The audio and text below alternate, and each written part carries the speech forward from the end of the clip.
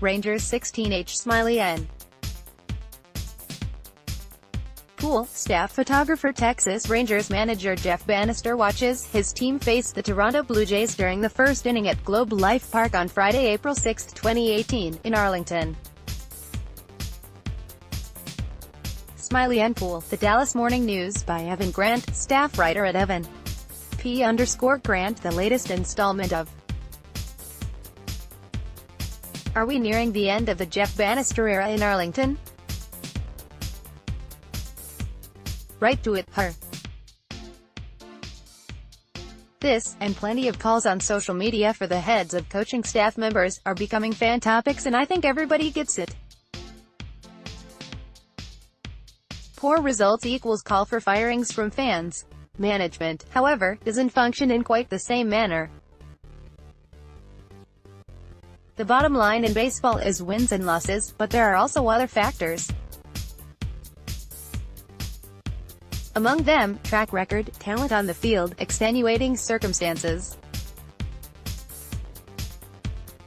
To those points, Banister has a track record of a pair of division titles in his first 2 years, and, regardless how weak the race for the second wild card last year, the Rangers were in the hunt with 10 games to play. The talent on the field had, as GM Jon Daniels has acknowledged, little margin for error, and, as for extenuating circumstances, there is this: the Rangers have had their expected starting lineup for 2018 on the field for exactly 2 games. They were 1-1 in those, and won't get it back until June 11, when Elvis Andrus is eligible to be activated from the DL, at the earliest. In my evaluation, Banister has addressed some areas that were concerns last year, namely, communication.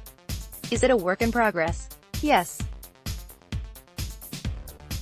I've not seen anything that suggests the Rangers are close to making a managerial change. In my experience with Jon Daniels is that this is a guy who doesn't see a whole lot of benefit in making a major change, just to shake things up. The Rangers don't have a great team this year. Management and ownership knows that. As such, there is an element of managed expectations here. The expectations for Banister continue to evolve and grow as a communicator, who understands the current young baseball player's mind, and help the growth of players like Joey Gallo, Nomar Mazara, Rune Doder, Jurickson Profar, Delino DeShields, Ronald Guzman, Isaiah Kiner-Falefa, and pitchers Jose Leclerc and Keone Kela. For the most part, with the injured Oder being the exception, you'd have to say that individual results for these guys are trending upwards. I haven't ignored you. I feel like you've ignored me. We wrote about this previously. We explained that although the Rangers have said it's not a demotion, it can't help it look that way. The bench coach has greater responsibilities and, thus, a higher profile. But let me explain it this way: the Rangers have long valued Don Wakamatsu as a member of their staff. Wakamatsu, who served under Buck Showalter for a year under Ron Washington, and who has been a major league manager, became available again this winter. When that became a possibility, the Rangers sought a reunion.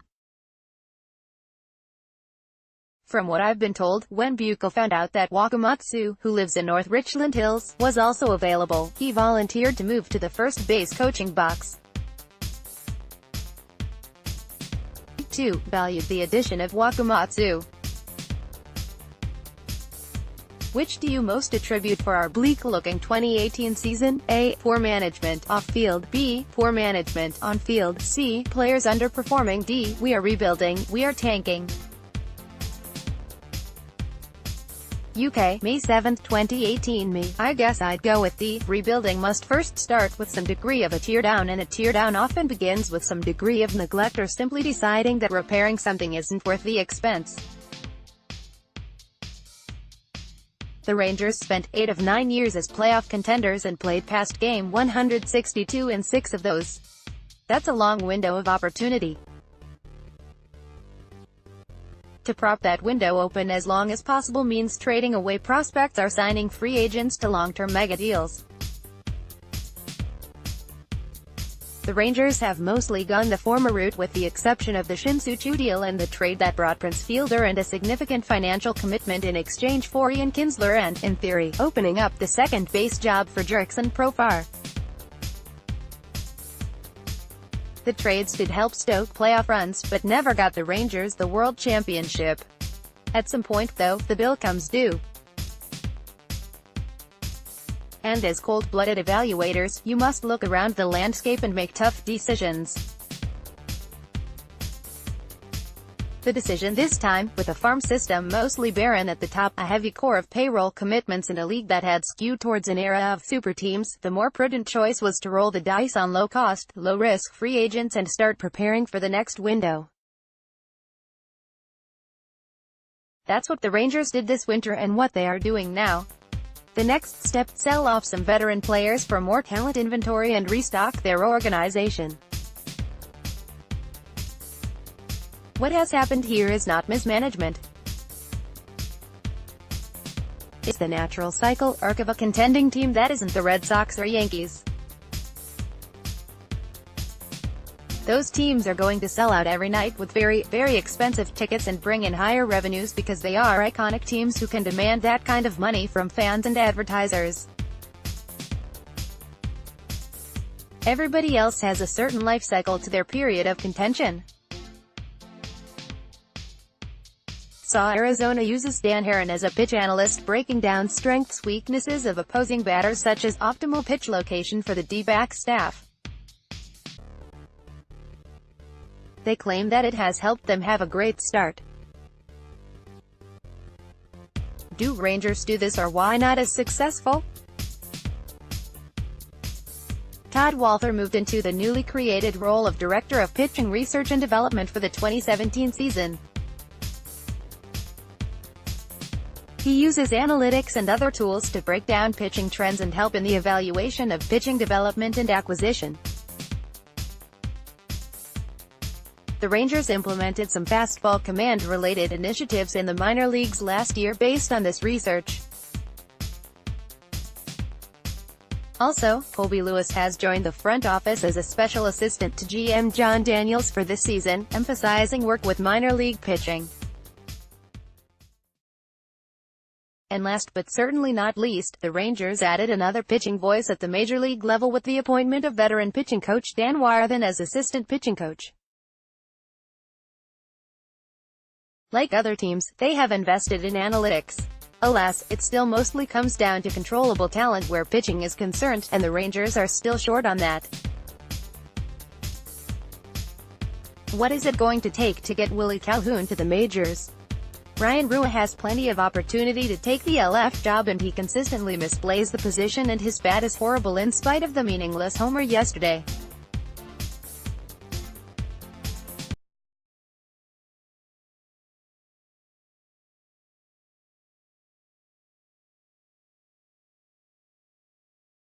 But I'm relatively certain Calhoun is going to get significant time in the major leagues this season.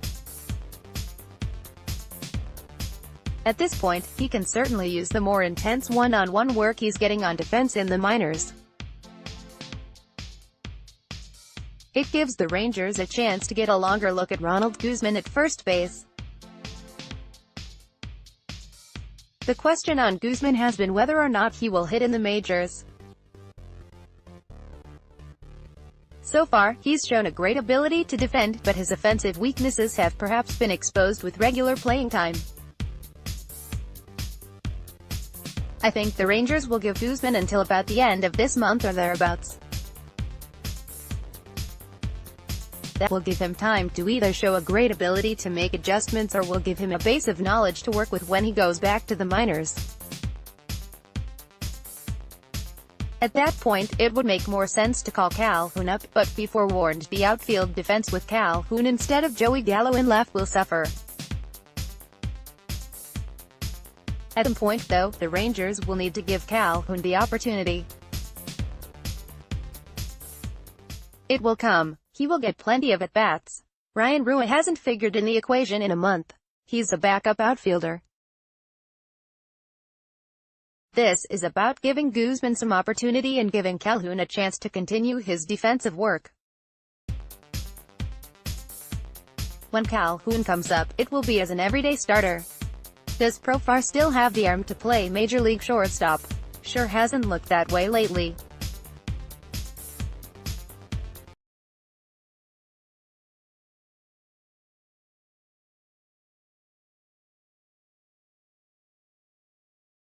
I am not quite as sure. There have been too many errant throws in this first month at short, but that could be due to footwork and arm angle.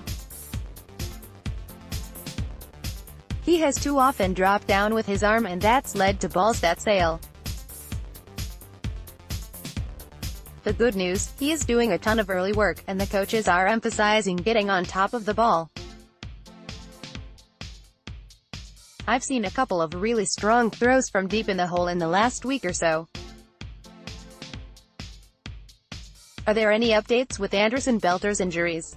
Could we see them return anytime quicker than the original timelines? Elvis Andrus is progressing but was moved to the 60-day DL a week ago to accommodate some roster manipulation.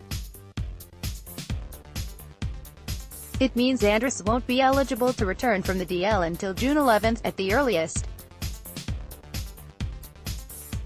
That may be 4 or 5 days later than was initially suggested, but timelines on these injuries are mostly guesswork. There is no setback or concern. I've been a Rangers fan since the 80s. They never seem to want to really have a winning franchise. We've acquired big-name players in the past, but it seems we never get great pitching. Why is this bile at da? Real_bile, May 7, 2018. Me, by never, you mean trades for Cliff Lee and Cole Hamels and signing Yu Darvish over the last 8 years don't count? Few teams acquire that level of talent in that time span. The payroll may be scaled back some this year, but it's scaled back from a record high. This is the first time since this ownership group took over in 2010 that the payroll has not increased year over year. In 2010, when ownership bought the club, the Rangers had a payroll of $64 million. Last year, the opening day payroll was $165 million. That's a 157% payroll increase. It's just silly to say this ownership group hasn't spent money. Yes, perhaps they are making a lot of money from their TV contract and have been given a number of concessions on the new stadium, but they have invested in both the team and the infrastructure around it. This ownership group has bought minor league clubs in Hickory, NC, and Kingston, NC, to give the minor league system more stability. It is building a state-of-the-art Latin American facility in the Dominican Republic. It has invested in the local community with an RBI academy. We have prospects at 1B, Guzman, 3B, Kiner Falefa. Why not trade Joey Gallo this winter for a solid pre-arb starter? If so, who could we get in return? Even though this team needs pitching, trading Gallo would be a bad play. You don't trade players of that caliber unless you don't have a choice. See Mark Teixeira in 2007.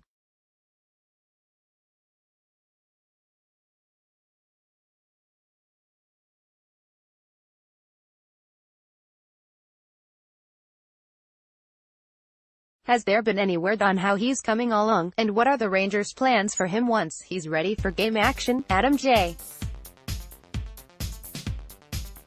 Morris, at Lone Star Ball, May 7, 2018. Me, just checked on this again Tuesday. Colombo is about 2 weeks away from facing hitters and probably 7 weeks from returning to games, if all goes well. Given that it would be July 1st or so before he gets back to games, I would not expect the Rangers to rush him much this year. He began last year at Down East. I'd think he'd advance beyond that this season. Maybe, if things go extremely well, he gets a start or two at Frisco at the end of the year as a reward for all his hard work. He could move fast, though, next year and be in position to challenge for the rotation in 2020. On a semi-related note, it appears right-hander Kyle Cody, the last year's minor league pitcher of the year, has avoided Tommy John surgery on his strained UCL ligament. He has started a throwing program and could return to games in July, too.